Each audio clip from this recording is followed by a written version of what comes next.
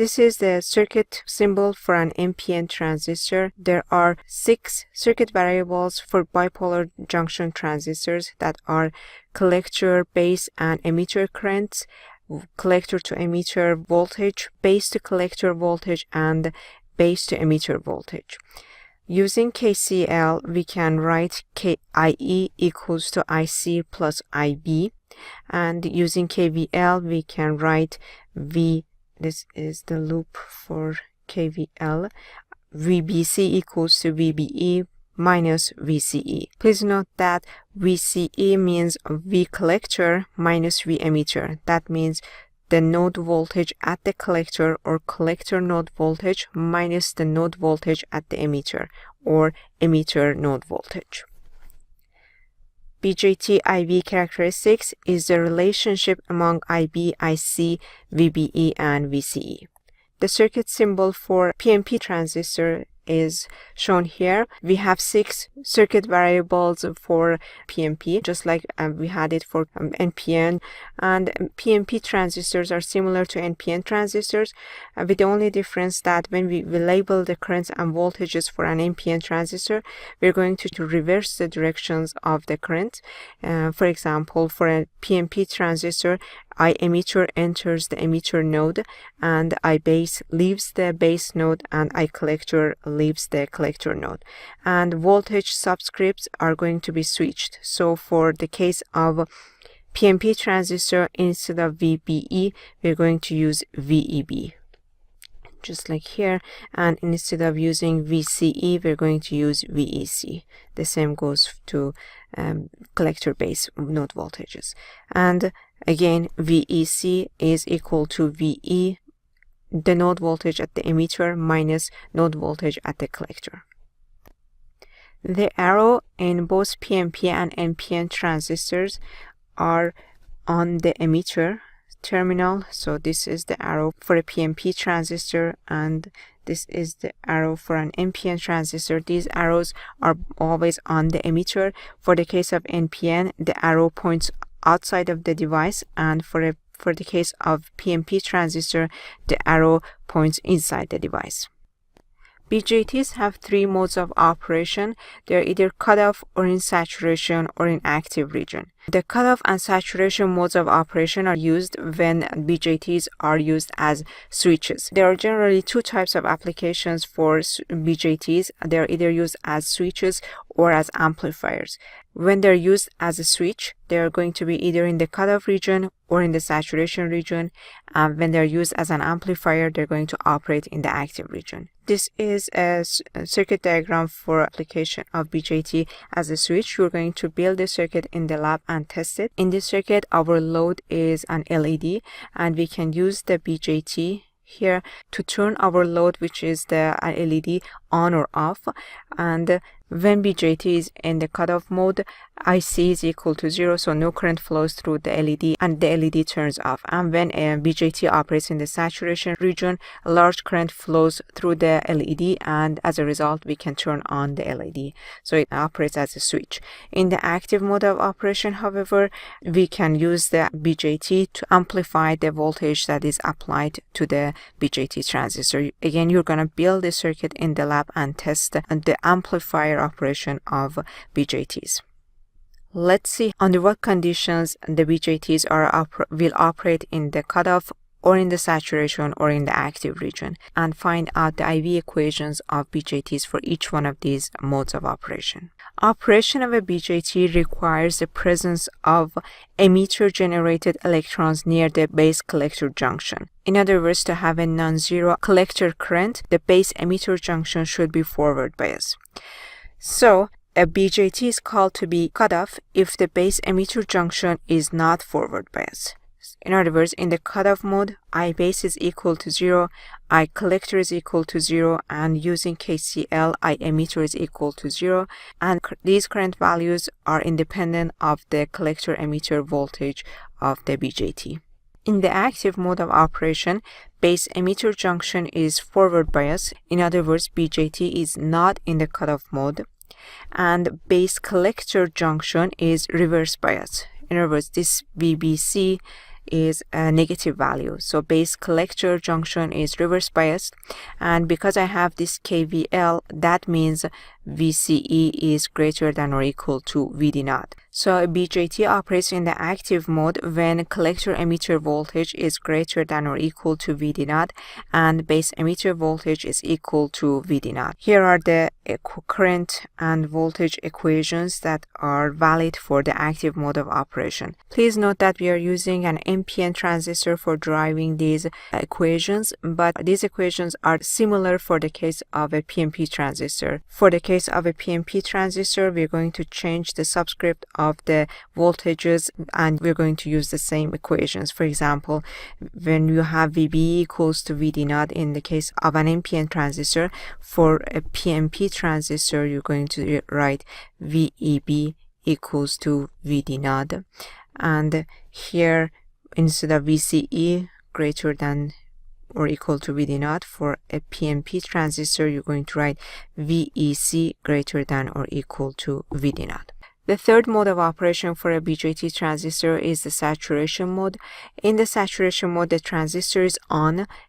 In other words, base emitter junction is forward biased and VBE equals to VD naught. We further divide the saturation mode into two regions, soft saturation and deep saturation, but for the purpose of solving circuit problems for this course, we are going to use deep saturation as the saturation mode of operation.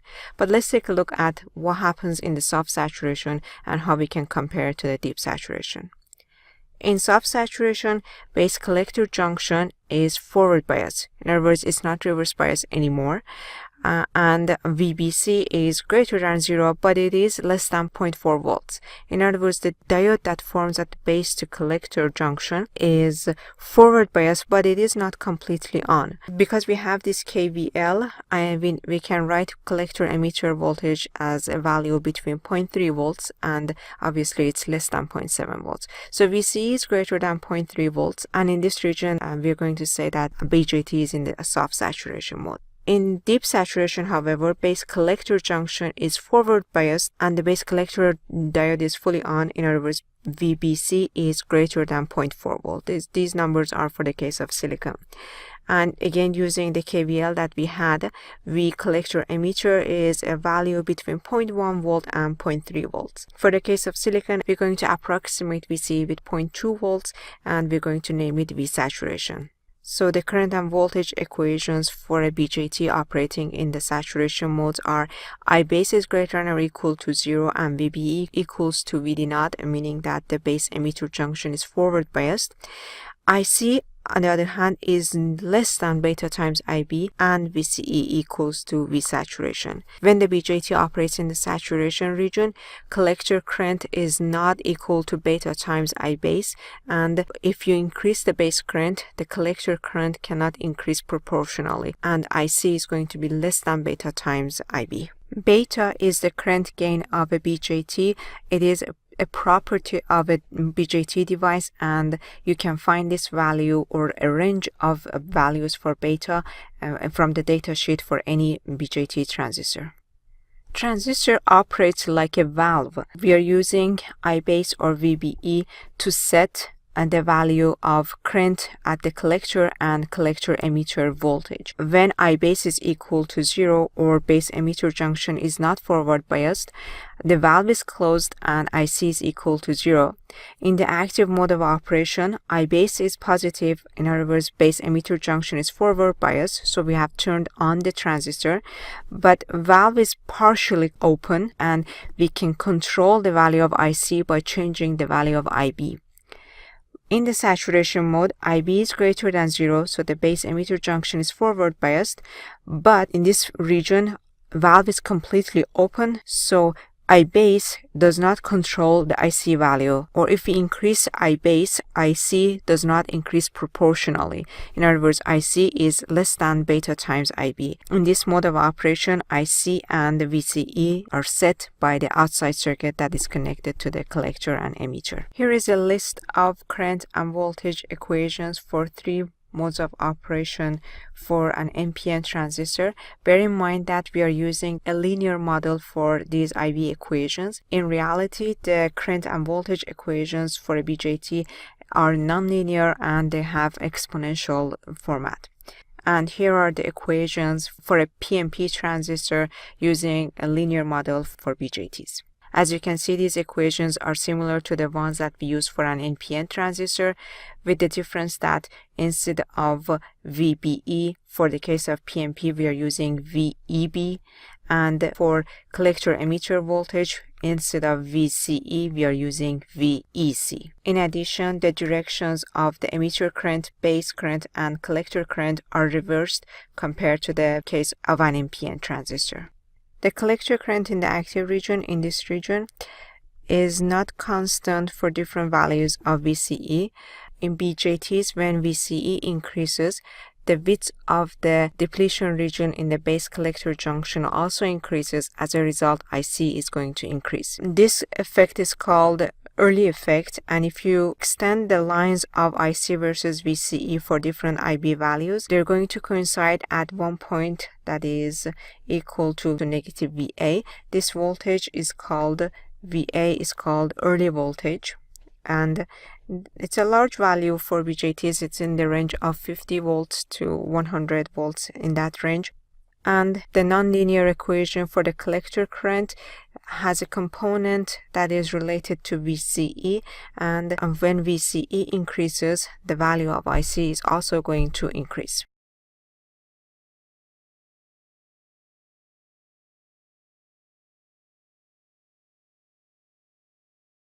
Let's solve this problem as a practice and see how we can do this process. To solve this circuit, I'm going to first assume that the BJT is in cutoff mode. This means IB is equal to 0 and VBE is less than VD0. So I'm going to write KVL in this loop. I have KVL as 4 volts equals to 40K multiplied by I base plus VBE, and my KVL is complete. If I replace I base equal to 0 in here, then I'm going to have I base is equal to 0. I'm going to have VBE equals to 4 volts. This is greater than VD0, which is, for this case, we're going to use VD0 equals to 0.7 volts, assuming that this BJT is silicon based. So this is greater than 0.7 volts, so assumption was wrong and BJT is on. So moving on, I'm going to assume that BJT is in the active mode. Assuming BJT in active mode means IC is equal to beta times IB, and VCE is greater than or equal to VD0, and we are going to use beta value of 100 here. Now that we know that I base is greater than 0 and BJT is on, we can calculate I base using the KVL at the base emitter loop.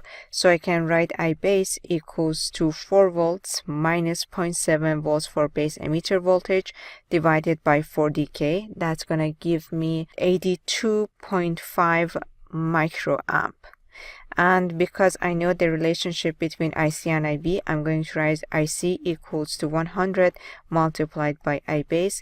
That's going to be equal to 8.25 milliamps.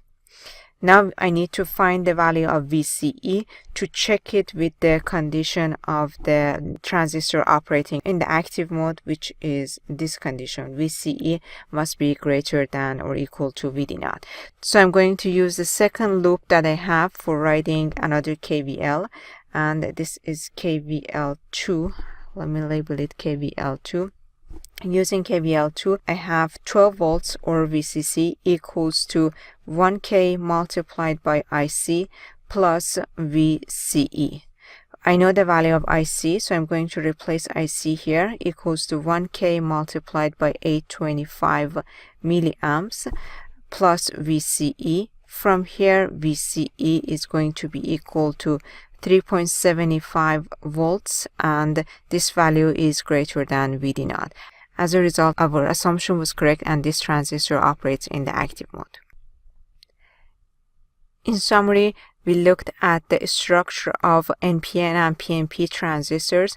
We looked at their IV equations for 3 modes of operation that are cutoff mode, saturation and active mode, and we solved a BJT circuit problem and calculated the current and voltages in this circuit. Thank you for watching.